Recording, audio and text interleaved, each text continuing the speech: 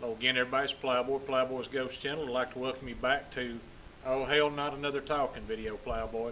I'm your talking host, Plowboy. At some point in time in the very near future, we're going to shoot again because I need to re-sight the marbles tang sight on that Uberti 1866. I need to sight that back in, make sure it's zeroed. I know it was, y'all, I'm going to tell you what it did.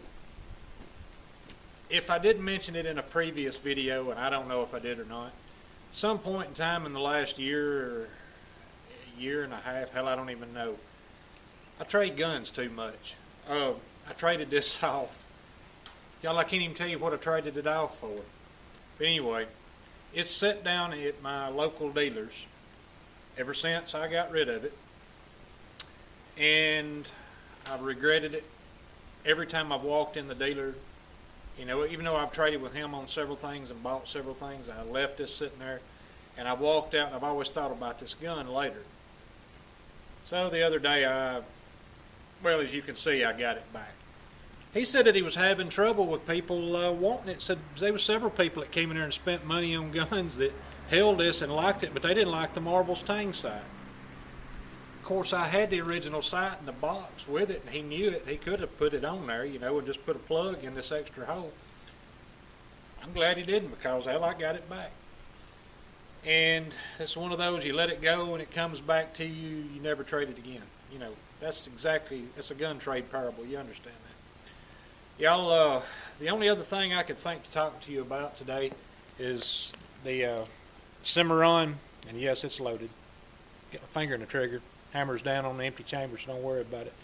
The Cimarron Frontier, the Pieta built, single action Army 45 Colt. I went over it with some 1500 grit sandpaper, kind of wearing on the edges where it would wear normally for holster wear anyway. I didn't try to take it all down and make it bright, but I just accelerated it, gave it some character, party on. And hey, for information purposes, the case hardened case color that's on the frame of these Cimarron Pietas, it comes off pretty easy with 1500 grit sandpaper. I have gone off into, this will be your left, and to my right, your left field just a little bit there for a while on buying some semi-automatic stuff. But these, you know, six guns and lever guns are my first love.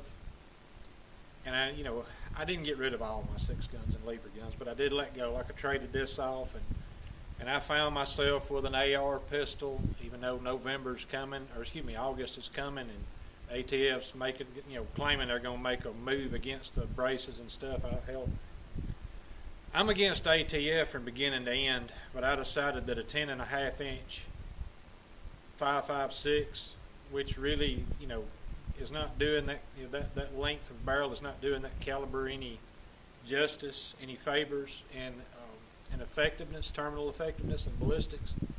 I decided that wasn't a hill to die on, so that got gone. And of course, I ended up with another little sub 2000, brand new. Oh, that's great. Well, it sat there for a few days, and I kept looking at it, and I thought, why the hell did I do that? My truck gun, that's what I wanted it for, was a truck gun. Y'all, I kept it for a little while. I never once put it in the vehicle and went anywhere with it. But what I did put in the vehicle with me and towed off many a times is that Rossi 16-inch big loop trapper in 45 Colt, model 92, Winchester brand in 92 clone. I toted that sucker from, in the last year, that thing went to Gulf Shores in Florida. It went to Tennessee and Kentucky. And it went all across everything between here and New Mexico and went to Lincoln, New Mexico. Well, I didn't tote an AR with me.